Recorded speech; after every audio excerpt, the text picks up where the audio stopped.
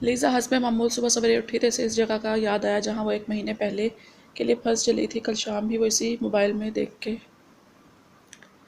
शाम 6 बजे ही सो गई। शायद जानते थे कि लीज़ा को अपनी नींद डिस्टर्ब किया जाना सख्त नापसंद है। शायद इसीलिए किसी ने इसे जगाया नहीं। एक गहरा सांस लेकर लीज़ा बेड से उतरी और फ्रेश होकर अब जिम के शॉर्ट्स निकाल कर देखने लगी। स्टूपिड गर्ल, यहाँ कौन सा तुम्हें वहाँ की तरह जिम नसीब होगी? तुम इस मुल्क में नहीं, पत्थरों के ज़माने में आ चुकी हो।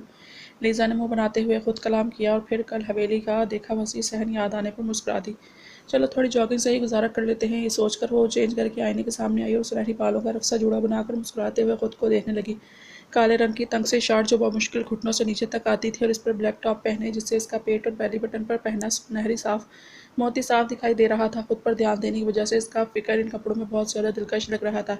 करीना में तो वो जो चाहे पहनने की आदत थी और यहाँ भी शाहिद ने यही कहा था इस पर कोई रोक टोक नहीं करेगा, इसलिए बेधड़क होकर इसका जो पहनने का दिल किया वो पहनकर बाहर आ गई। इस लॉन में जॉगिंग करते हुए अचानक इसकी नज़र घर के पिछली जानिब पड़ी जहाँ एक सहन था। लीज़ा इस तरफ गई तो एक नज़र जगह पर पड़ी जहाँ पूरी की पूरी जिम बनाई गई थी। लेकिन जिस चीज़ ने लीज़ा को तवज्जो को इस जिम में पुशअप करता शख्स था, तवाना जिस्म पर काला ट्राउज़र और काली बनियान पहने हुए मगरूर नशकोश और गंदुमी रंगत वाला शख्स हद से ज़्यादा खूबसूरत लग रहा था। बेसाख्ता लीज़ा ने इसे सर से पाँव तक देखते हुए अपने होंठ गोल सीटी की तरह बजाए, फिर अपने मोबाइल ट्राउज़र्स की जेब से निकाला और इस हैंडसम बंदे की कई तस्वीरें बना ली। फिर सबसे अच्छी तस्वीर इंस्टाग्राम पर पोस्ट करने लगी। इस हाल में कुछ तो इंटरेस्टिंग मिला। पूरे कनाडा में ऐसा हैंडसम बंदा ढूंढ कर दिखाओ मुझे, लीज़ा ने मुस्कुराते हुए कैप्शन लिखा और मोबाइल जेब में रखकर इस जिम की जानिब चल दी। लेकिन अचानक ही इसका पैर ज़मीन पर पड़े डंबल से टकराया और वो औंधे मुँह ज़मीन पर जा गिरी। वाह लीज़ा मलिक वाह, पहली बार कोई बंदा बात करने के काबिल लगा और उसके सामने ही खुद को यूँ बेइज्जत करना था तुमने। लीज़ा ने हल्के से सरगोशी की और उठकर अपने कपड़े झाड़ते हुए शख्स को देखा जो आंखों में अंगारे लिए से घूर रहा था। हाय, लीज़ा ने अपना चेहरा एक जानिब करते दिलकशी से मुस्कुराते हुए कहा। वो जानती थी इस तरह मसूद खूबसूरत लगने लगती है, लेकिन इस शख्स की आंखों में बाकी मर्दों की तरह सताइश आने के बजाय मज़ीद नागवारी उभरी थी। I am Lisa and what is your good name? Lisa अपने नाजुक हाथ उसके सामने करके मुस्कुराते हुए पूछा। जवाब में इस शख्स ने इसे कोने से पकड़ा और अपने साथ खींच कर ले जाने लगा। लीज़ा पहले तो इसकी इस बेख्तियारी पर हैरान हुई, फिर गुस्से से अपना बाजू खींचने लगी, लेकिन इस शख्स की पकड़ इतनी कमज़ोर भी नहीं थी कि वो बआसानी छूट जाती। वो आदमी उसे सीधा शाहिद के कमरे में लाया और शाहिद के पैरों में फेंका जो अभी फ्रेश होकर वॉशरूम से निकले थे। आयुष्मान बेटा ये। शाहिद ने हैरत से लीज़ा को देखते हुए ज़मीन पर पड़ी अपनी बाजू से हिला रही थी जो आयुष्मान की पकड़ से लाल हो चुका था। अपनी इस बेटी को यहाँ लाए हैं तो उसे यहाँ के तौर भी सिखाएं। इसका कनाडा नहीं कि जैसे बेहयाई फैलाने का दिल करे फैलाती रहे। ये मलकों का घर है, इनके गाँव है और अपनी मलिक अपनी औरत के चेहरे पर किसी की निगाह बर्दाश्त नहीं करते और ये खुद की नुमाइश करती फिर रही है। आयुष्मान ने गुस्से से कहा, जबकि लीज़ा इसकी उर्दू में कही एक भी बात समझने से कासिर थी। How dare you to treat me like that? Lisa ज़मीन से उठकर गुस्से से चिल्लाई और बहादुरी से आयुष्मान की निगाहों के शरारों का मुकाबले करने की हिम्मत करके कर गुजरने की है। लेकिन फ़िलहाल यही कहूँगा कि आज के बाद तो मुझे ऐसे कपड़ों में नजर आई तो अच्छा नहीं होगा, आयुष्मान ने इंग्लिश में कहा और वहाँ से चला गया, जबकि लीज़ा गुस्से से अपनी मुठ्ठियाँ बींच रही थी।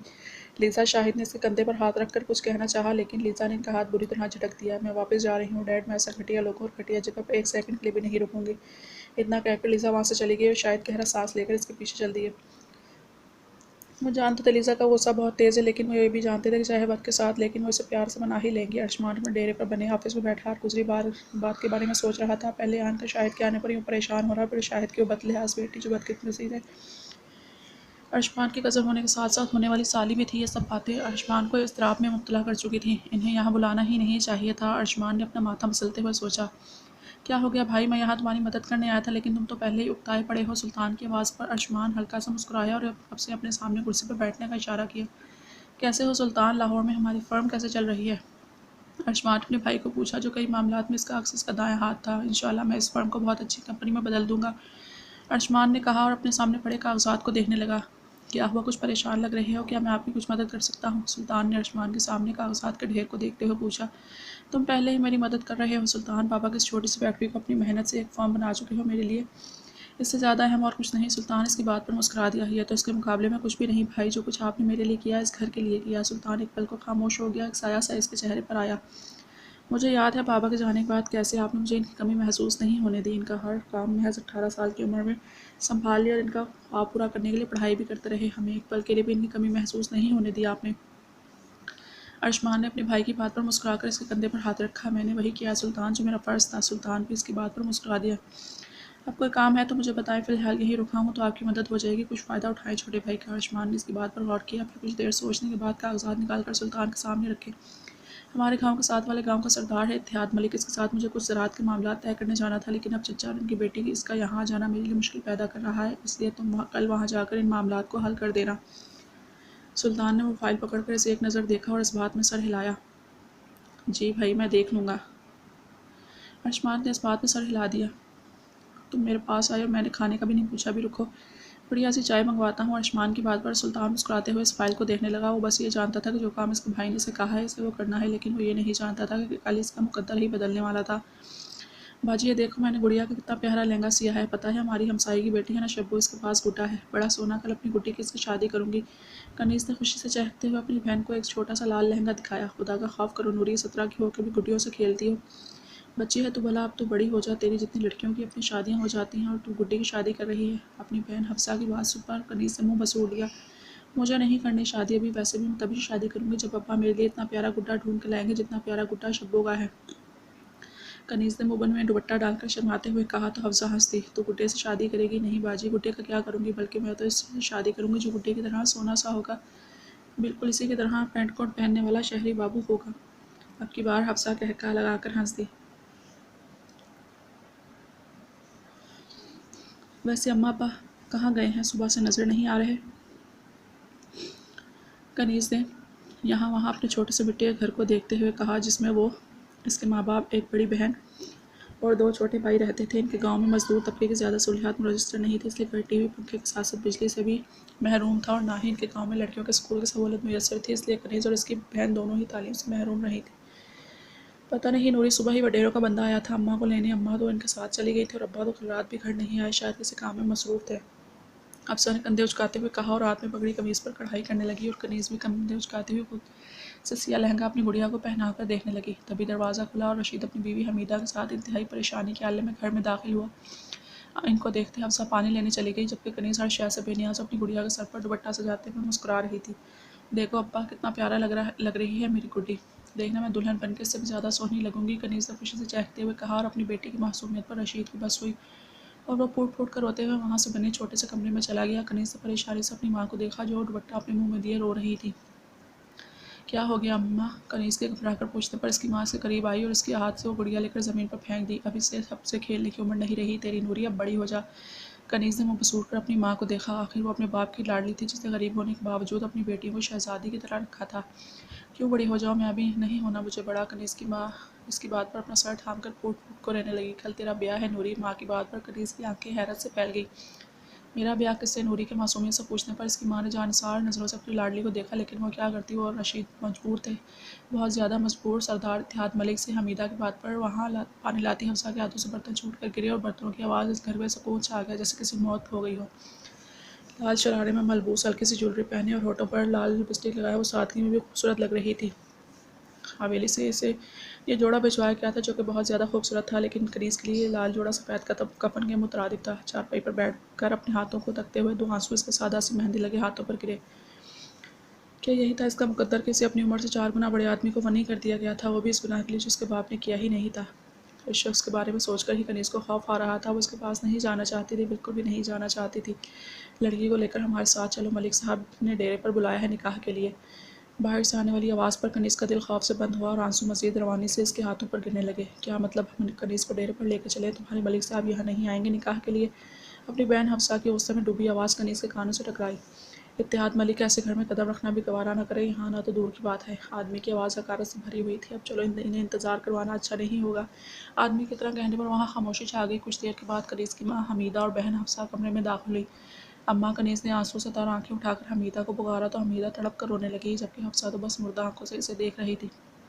हमीदा ने आगे बढ़कर कनीज़ के दुपट्टे का घूंघट निकाल दिया और इसे खड़ा करके अपने सीने से लगा लिया। अपनी माँ को माफ़ कर देना नूरी, हम मजबूर हैं, बहुत ज़्यादा मजबूर। कनीज़ ने कोई जवाब नहीं दिया। वो कहती भी तो क्या, इसके पास कहने के लिए कुछ था ही नहीं। वो मुर्दा हालत में इनके साथ जल्दी बाहर आने पर कनीज़ की नज़र अपने बाप पर पड़ी। शायद वो इसे बचा ले, अपने पास कहीं छुपा ले, लेकिन रशीद का सर झुका हुआ था। कनीज़ उसके साथ डेरे पे आई। एक बार फिर अपने नसीब पर कनीज़ की आंखों से कितने ही आंसू बहे थे। कुछ औरतों ने इसे इसके माँ बाप से जुदा किया और लाकर तख्त पर शान से बैठे इत्तेहाद के कदमों में बिठा दिया। कनीज़ ने घूंघट के नीचे से एक सहमी सी निगाह इत्तेहाद पर डाली, जो उसके घूंघट में छुपे होने के बावजूद पुरशौक नज़रों से इसे निहारने में मसरूफ़ था। जैसा कि आप जानते हैं, रशीद अहमद ने सरपंच की हवेली जाकर उनकी बीवी की जान ली, जिसकी सज़ा वैसे तो मौत है, लेकिन मलिक साईं को इस पर रहम आ गया। इसलिए उन्होंने रशीद की सज़ा कम करते हुए इसकी बेटी मलिक ख़ानदान को वनी करने का हुक्म दिया है। खुद के बारे में ये अल्फाज सुनकर बहुत से आंसू कनीज़ की आंखों से बहकर ज़मीन बोस हुए। अब इस लड़की कनीज़ फातिमा का निकाह इत्तेहाद मलिक से होगा और इसके बाद वो मलकों की मलकियत हो जाएगी। ना तो इसके घर वालों का इससे कोई रब्ता होगा, ना ही इसका घर वालों से। मलकों की हवेली में इसकी डोली जाएगी और वहाँ से इसका जनाजा निकलेगा। कनीज़ इस बात पर अपनी माँ का ससकना और रोना सुन सकती थी। आदमी की बात मुकम्मल होने के बाद एक मौलवी वहाँ पर आया और इत्तेहाद मलिक के अक़ब में बैठ गया। कुछ ही देर बाद निकाह शुरू हो चुका था।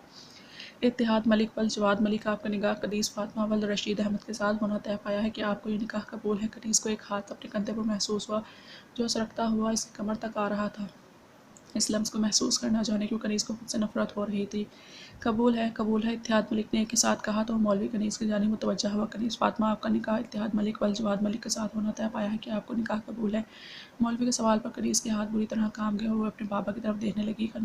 तभी एक काली प्राडो कुछ जूम के फासले पर रुके। सब लोग गाड़ी को देखने लगे, जिनमें से दो बंदूकों वाले आदमी उतरे और पिछली सीट का दरवाज़ा खोला। पिछली सीट का दरवाज़ा खुलते ही नीले रंग का पैंट कोट पहने एक शख्स बाहर निकला। बालों को नफास से सेट किया और आंखों पर काला चश्मा सजाए वो हर किसी की तवज्जो का मरकज़ बन रहा था। इसके आदमी ने गांव के शख्स से कुछ पूछा तो इसने इत्तेहाद की तरफ इशारा किया। इस शानदार आदमी के सामने से चश्मा हटाकर इत्तेहाद को देखा और चलते हुए उसकी तरफ आया। अस्सलाम वालेकुम। इत्तेहाद ने एक नज़र लड़के को सर से लेकर पैर तक देखा। वालेकुम सलाम, मैं सुल्तान मलिक हूँ और उस्मान मलिक का भाई। उन्होंने ज़मीन के कुछ मामलात तय करने के लिए मुझे आपके पास भेजा है। सुल्तान अपनी बात कहते हुए इर्द गिर्द का माहौल देखा, लेकिन मुझे लगता है आपकी यहाँ कोई तकलीफ चल रही है। अगर मैंने आपको डिस्टर्ब किया हो तो माजरत ख्वाह हूँ, मैं बाद में आ जाऊँगा। सुल्तान की बात पर इत्तेहाद मुस्कुरा दिया। अरे नहीं बच्चे, कोई मसला नहीं, तुम अर्शमान के भाई हो, मतलब मेरे अपने बच्चे हो। इत्तेहाद के ऐसा कहने पर सुल्तान के चेहरे की संजीदगी जो कि तो थी। और यहाँ मेरा निकाह हो रहा है तो मैं चाहूँगा कि तुम मेरे निकाह में शिरकत करो, इसके बाद हम तुम्हारे मामलात भी देख लेंगे। अब की बार सुल्तान के माथे पर हल्के से बल आए थे। आपका निकाह? बिल्कुल मेरा निकाह प्यारी सी नूरी के साथ। इत्तेहाद ने अपने कदमों बैठे वजूद पर हाथ फेरते कहा। इत्तेहाद की सरकत पर सुल्तान ने एक नज़र कांपते वजूद पर डाली। इस लाल जोड़े में बस इस औरत के हाथ नजर आ रहे थे जिनको देखकर सुल्तान अंदाज़ा लगा सकता था वो कम उम्र लड़की है। सुल्तान ने सोचकर इस वक्त को नज़रअंदाज कर दिया कि इनके गांव का ज़ाती मामला है। नहीं, कोई मसला नहीं, मैं बाद में आ जाऊँगा। अब की बार इत्तेहाद मलिक ने सुल्तान को मुंह बनाकर कहा, अगर तुम जाओगे तो मुझे बुरा लगेगा। मैं चाहता हूँ तुम मेरी खुशी में शामिल हो। बस 2 मिनट की तो बात है, रुक जाओ, फिर हमें भी खातिरदारी का मौका मिल जाएगा। खुद सुल्तान ने कुछ सोचकर गहरा सांस लिया और इस बात में सर हिला दिया। ये देखकर इत्तेहाद मलिक मुस्कुराते हुए मौलवी की जानिब मुतवज्जा हुआ। शुरू करें मौलवी साहब। इत्तेहाद मलिक के ऐसा कहते ही मौलवी ने कनीज़ से पूछा, जो सवाल दोहराया, लेकिन अब की बार कनीज़ फिर खामोश रही। जवाब दे, वरना मैं यही सबके सामने तेरे बाप को सूली लटका दूंगा। इत्तेहाद मलिक हल्के से मुस्कुराया तो कनीज़ खौफ से काम उठी और अपनी सिसकियों का गला घोंटकर रोने लगी। मौलवी ने एक बार फिर से सवाल पूछने पर कनीज़ की बस हुई थी और इत्तेहाद के कदमों से उठकर अपने बाप के पास भागी और उसके सीने से लगकर फूट फूट कर रो दी। मुझे बचा लो अब्बा, मुझे इससे छुपा लो, मुझे नहीं करना इससे ब्याह। दुल्हन की इस हरकत पर जहाँ पूरा गांव खामोश रहा था, वहीं सुल्तान के माथे पर बल आए थे। ये जो भी माजरा था इसकी समझ से बाला तर था। इत्तेहाद मलिक गुस्से से उठा और कनीज़ की जानिब चल दिया। इसे अपनी जानिब आता देख कनीज़ रशीद के पीछे चुप गई और उसकी कमीज़ को अपनी मुट्ठियों में जकड़ लिया। इत्तेहाद के वहाँ पहुँचते ही रशीद ने अपने हाथ से जामने जोड़े। रहम करो साईं, ऐसा जुल्म मत करो, मेरी बेटी अभी बस 17 साल की है और रहम करो इस पर, वो आपसे निकाह नहीं करना चाहती। इत्तेहाद मलिक ने बाकायदा दांत किचकिचाते हुए रशीद को देखा। मलकों की मलकियत है, समझा, अगर निकाह नहीं करेगी तो इसकी बगैर ही मेरे साथ रहेगी, लेकिन ये अब मेरी है। इत्तेहाद ने कनीज़ को पकड़ना चाहा, लेकिन रशीद ने ऐसा नहीं होने दिया। मुझे सज़ा दे लो साईं, सूली पर लटका दो, जान से मार दो मेरी, लेकिन मेरी नूरी को कुछ मत करो, रशीद ने रोते हुए कहा। तो इत्तेहाद मलिक मुस्कुरा दिया। इससे मुझे क्या फ़ायदा? फ़ायदा तो तेरी बेटी देगी, मुझे मेरी ज़िंदगी को रंगीन बनाएगी। इत्तेहाद ने खबासत से भरपूर सरकोशी की और कनीज़ का हाथ थामना चाहा, लेकिन तभी सुल्तान रशीद के सामने आकर इसकी ढाल बन गया। ये सब क्या हो रहा है यहाँ? इत्तेहाद ने निगाहें छोटी करके सुल्तान को देखा। ये हमारे गांव का ज़ाती मामला है मलिक साईं, इसमें मत पड़ो। इत्तेहाद का खबरदार करने वाले लहजे पर सुल्तान की आंखों में हैरत उतरी। ये लड़की आपसे शादी नहीं करना चाहती और आप इसे ऐसा करने के लिए मजबूर नहीं कर सकते। इत्तेहाद मलिक को इस बात पर कह के लगाता देख सुल्तान अपनी मुठ्ठियाँ भींच गया। अच्छा, कौन रोकता है मुझे ऐसा करने से? हमारा दीन और हमारा कानून, सुल्तान ने संजीदगी से जवाब दिया। कानून? ये मेरा गांव है और यहाँ मेरा कानून चलता है, जो चाहे वो करूँगा, और तुम्हारे हक में बेहतर यही है कि तुम इस मामले से दूर रहो। सुल्तान अब नफरत से इस शख्स को देख रहा था। देखो सर, इस लड़की के बाप ने मेरी बीवी को मारा है, इसलिए सज़ा के तौर पर अपनी बेटी को वनी करना होगा। सुल्तान ये जानकर अपनी बुठिया जब्त से बीच किया। ये कैसा कानून है? अगर गुनाह इस शख्स का है तो सज़ा इसे दो, इसकी औलाद को नहीं। हमारा यही कानून है और यहाँ पर यही होगा। हयात ने कहा था और कनीज़ की कलाई पकड़ के ज़ोर से अपनी जानिब खींचा कि वो चीख के साथ ज़मीन पर गिरने लगी, लेकिन सुल्तान इसका दूसरा बाजू थाम कर गिरने से रोका और इसका नाजुक हाथ इत्तेहाद की पकड़ से छुड़वाकर इसे अपने पीछे खड़ा किया। इसके ऐसा करने पर वो वापस अपने बाप के पीछे छुप गई। सुल्तान की गैरत कहाँ गवारा करती थी कि वो अपनी आंखों के सामने सब होते हुए देखे। ये लड़की हमारे ख़ानदान को बनी कर दी गई है, अब इसका मुकद्दर हमारे हाथ में है, जिससे चाहेंगे इसका निकाह होगा। सुल्तान मलिक हैरत से दुल्हा बने इस 60 साल आदमी को देख रहा था, जो कितनी बेशर्मी से एक लड़की के बारे में ये बात कर रहा था जो उसकी बेटी की हम उम्र थी। किस ज़माने की बात कर रहे हो तुम जाहिल लोग, कानून किसी को ऐसा करने की इजाज़त नहीं देता। सुल्तान के कानून की बात करते ही इत्तेहाद कहका लगाकर हंस दिया। मैं सरदार हूँ मियाँ और तुम्हारा कानून जेब में रखता हूँ, जो करना है कर लो। इस लड़की का निकाह मुझसे होकर रहेगा क्योंकि हमारे ख़ानदान को खून बहा में दी गई है। सुल्तान का बस नहीं चल रहा था इस आदमी की जान ले ले, क्या इसके दिल में इस लड़की के लिए रहम नहीं आ रहा था। सुल्तान ने बेबसी से इस घुट में छुपी लड़की को देखा जो अपने बाप के पीछे खौफ से कांप रही थी। लाल जोड़े में सजे इसका वजूद अगर कुछ नजर आ रहा था बस इसके सामने से मेहंदी लगे नाजुक हाथ। मैं ऐसा नहीं होने दूंगा। सुल्तान अभी भी अपनी बात पर कायम था। सरदार की बंदूकें थामे लोग भी इसे डराने के लिए नाकाफी थे। वो बोला, कैसे इस लड़की से ऐसी ज्यादती होने देता जो उसके बाप का महज 17 साल की थी। तुम्हें इस लड़की की इतनी फिक्र क्यों हो रही है? कामी लोग हैं ये। सुल्तान हमारे नौकर, हमारे गुलाम, इनका मुकद्दर ही हमारे काम आना है। इत्तेहाद ने खबासा से इस नाजुक वजूद को देखते हुए कहा, जो इसकी बात पर सहम कर खुद में सिमट गई। तुम कुछ भी करो, आज ये निकाह नहीं होगा। इस बात पे इत्तेहाद आपे से बाहर हो गया। फिर सुल्तान से जान छुड़ाने के लिए एक तरकीब उसके जहन में आई तो वो चालाकी से मुस्कुरा दिया। तो ठीक है सुल्तान मलिक, नहीं करूँगा इसमें इस लड़की से निकाह, लेकिन फिर तुम्हें इस लड़की से निकाह करना होगा। इत्तेहाद ने सुल्तान के सर पर बम गिराया था। सुल्तान को रंग देखकर सरदार मुस्कुरा दिया। अब सुल्तान इतना भी अच्छा नहीं था कि इस लड़की को बचाने के लिए अपने निकाह में ले लेता। आखिर थी तो वो एक नौकर की बेटी ही। अगर तुम इससे निकाह करोगे तो ठीक है, वरना तुम कुछ भी कर लो, निकाह नहीं होने से नहीं रोक सकते। बोलो, करोगे इस लड़की से निकाह? इत्तेहाद के सवाल पर वहाँ मौजूद हर शख्स को सांप सूंघ गया। सुल्तान की खामोशी देखकर वो खबासे से मुस्कुरा दिया। ठीक है, मैं करूँगा इस लड़की से निकाह। सुल्तान की बात पर सबकी आंखें हैरत से फैल गईं।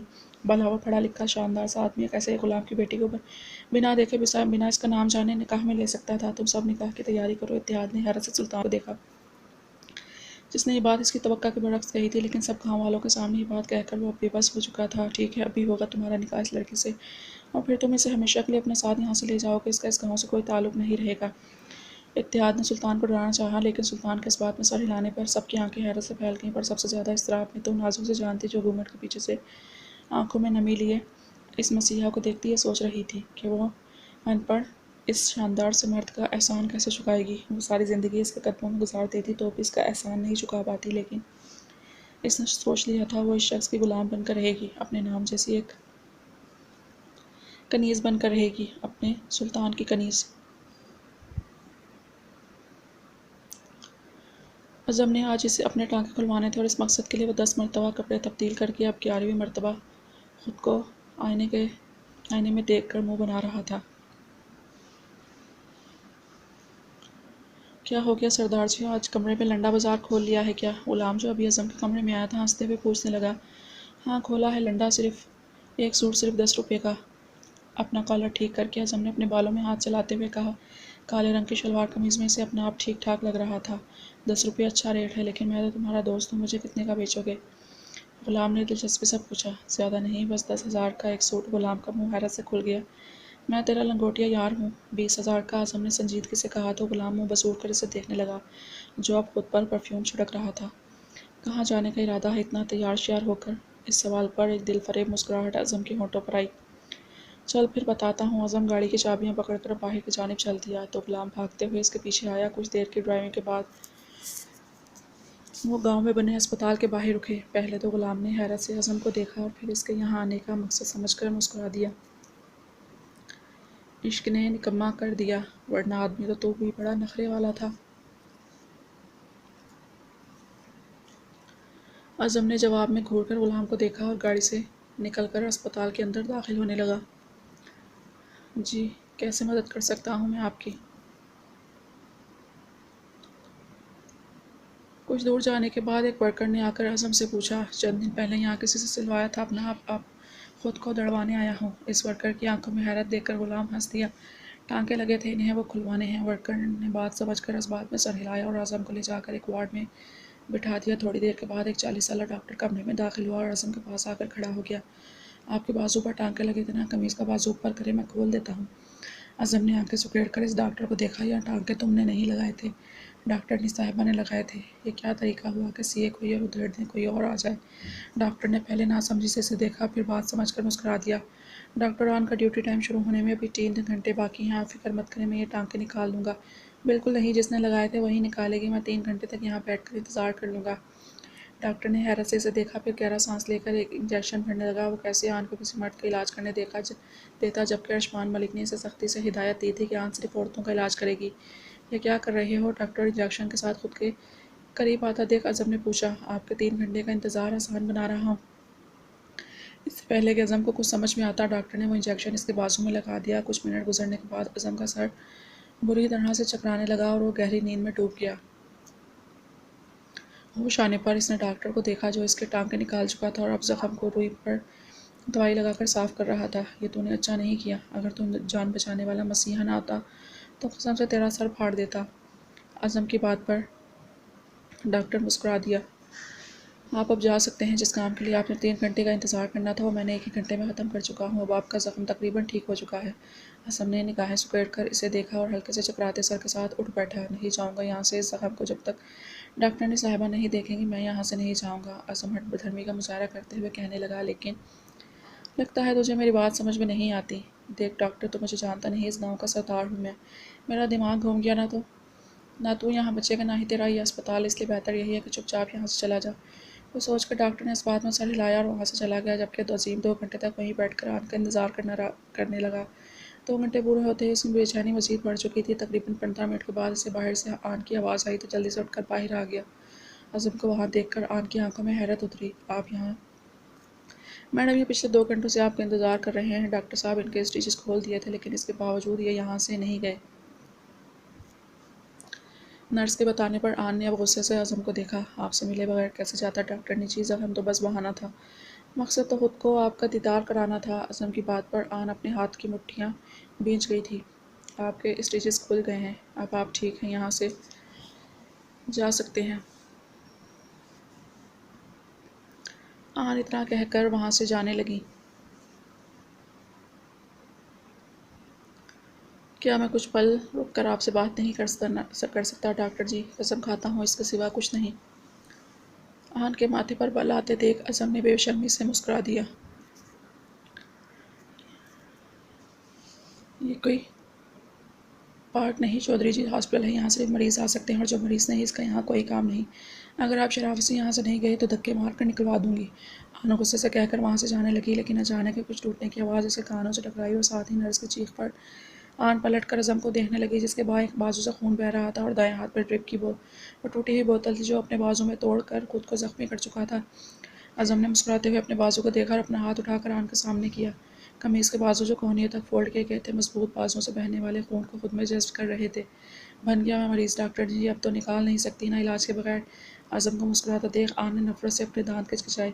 तुम पागल हो गए हो, बिल्कुल पागल। ये ठीक कहा आपने डॉक्टर ने जी, उस पागल मरीज़ का इलाज आप ही कर सकती हैं, क्योंकि मेरे मर्ज़ की दवा सिर्फ आपके पास है। अज़म ने इसके करीब आते हुए कहा तो आन की आंखों में गुस्से की शिद्दत से आंसू आ गए।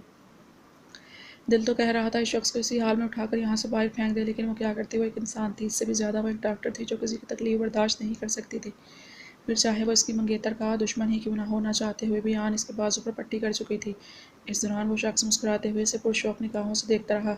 आन के पट्टी करने के बाद जब आज़म ने अपने होंठ इसी पट्टी पर रखे तो आन का दिल किया खुद की जान ले ले। वो क्यों हो गई थी इतनी बेबस के इसने भी नहीं सोचा इस शख्स से अरशमान बेशताशा नफरत करता था। तो आंसू छन से टूटकर इसकी आंखों से बहे। आज़म को कुछ भी कहे बगैर आन वहाँ से चली गई। इसे खुद से नफरत हो रही थी, अपना आप अरशमान के काबिल नहीं लग रहा था। ऐसा लग रहा था इसने अपनी मान से दगा की हो और आन तो कुछ भी कर सकती थी, लेकिन अपने मान से दगा नहीं। कनीज़ अपने शौहर के साथ इसी महंगी गाड़ी में बैठे जोर निगाहों से इसे देख रही थी। इसे कुछ देर पहले ही कही अपनी माँ के अल्फाज याद आए कि कनीज़ इस शख्स के एहसान तले दबी है, अपनी आखिरी सांस तक इस शख्स की खिदमत करना कनीज़ का फ़र्ज़ है। कुछ भी हो, कनीज़ को इसे नाराज़ नहीं करना, इसकी नाफरमानी नहीं करनी थी। वो कनीज़ का मिजाजी खुदा था और कनीज़ को इसकी दासी। कनीज़ ने फिर से इसे देखा तो वो उसे कुछ परेशान सा लगा, लेकिन कनीज़ ने इससे कुछ नहीं पूछा कि कहीं से कनीज़ का पूछना बुरा ही न लगे। साहब, जो कुछ हुआ इसके बारे में अरशमान साहब को कुछ बताना है क्या? अपने आदमी के पूछने पर सुल्तान मजीद इज़्तिराब में आ गया। नहीं, अभी नहीं, इस सब का जिक्र किसी से मत करना। इन आदमियों ने इस बात में सर हिलाया और सुल्तान जानता था कि वो उसकी बात मानेंगे, क्योंकि इसके उलट करने पर वो अपना अंजाम जानते थे। सुल्तान ने परेशानी से अपना माथा मसलते हुए इस लड़की को देखा, जो अभी भी इस घूंघट के नीचे छुपी इसके अकब में बैठी थी। वो इसको जुल्म से बचाने के लिए इतना बड़ा कदम तो उठा चुका था, लेकिन अब इसे एहसास हो रहा था कि वो क्या कर गुजरा है। वो फैसला वो करते हुए भूख कैसे भूल गया कि इसकी मंगनी इसके हालाजात अनाबिया से हो चुकी थी। पहले ही अरशमान का फरहीन की नाफरमानी करके आन से शादी करना फरहीन को दुख देता था, और अब सुल्तान भी तो वही कर चुका था। वो तो अपनी माँ का मान था, इसका गरूर था, जिसने कभी अपनी माँ की कोई बात नहीं टाली थी। अब वो कैसे अपनी माँ को बताता है वो उसकी इजाज़त के बगैर, इसकी भांजी की परवाह किए बगैर एक अनदेखी अनजानी लड़की से निकाह कर चुका है। ये सब सोचकर सुल्तान अपना माथा मसलने लगा। बहुत सोचने के बाद इसे यही बेहतर लगा कि फ़िलहाल वो फ़रीन को इस बारे में कुछ ना बताए, फिर आहिस्ता आहिस्ता अच्छा मौका देखकर फ़रीन को सारी बात समझा दे। इस समय शायद उसकी माँ खुद से बदगुमान ना हो। ये सोचकर सुल्तान ने फिर इस लड़की को देखा जो अपने हाथ सादा सी मेहंदी को उंगली से छू रही थी। नाम क्या है तुम्हारा? सुल्तान को याद आया कि इस तरह आपने इस निकाह के वक्त इस लड़की के नाम पर भी गौर नहीं किया था। कनीज़ साईं जी, लड़की ने आहिस्ता से जवाब दिया। पढ़ी लिखी हो? इस सवाल पर वह लड़की खौफ से कांपने लगी। नहीं साईं जी, शायद दूसरी जमात तक पढ़ी हूँ, फिर सरदार ने लड़कियों का स्कूल जाना बंद कर दिया। वो कहता था लड़कियां ब्याह कर चूल्हा चौका करेंगी बस।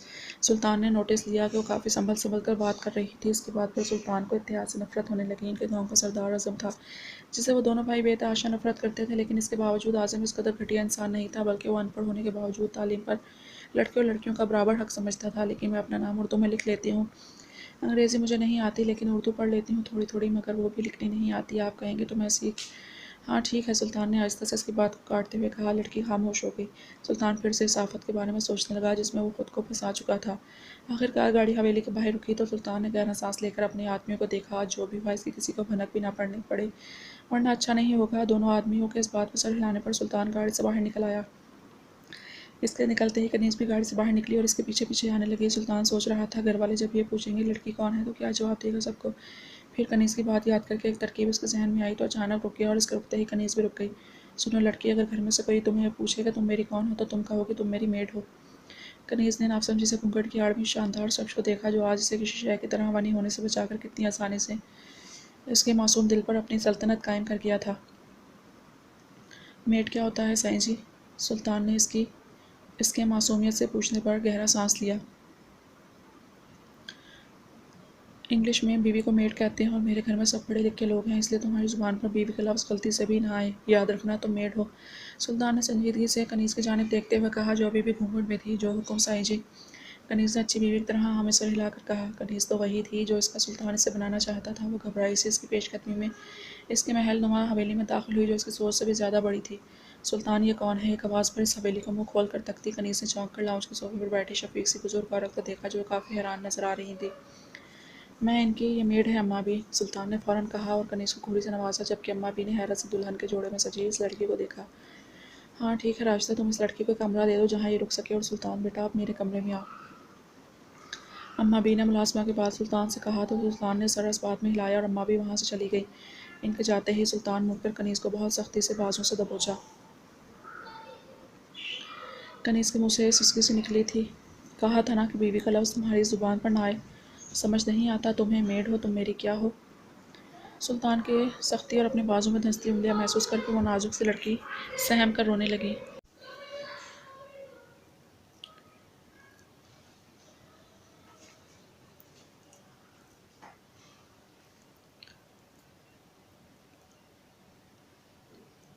मेड फिर मत भूलना ये।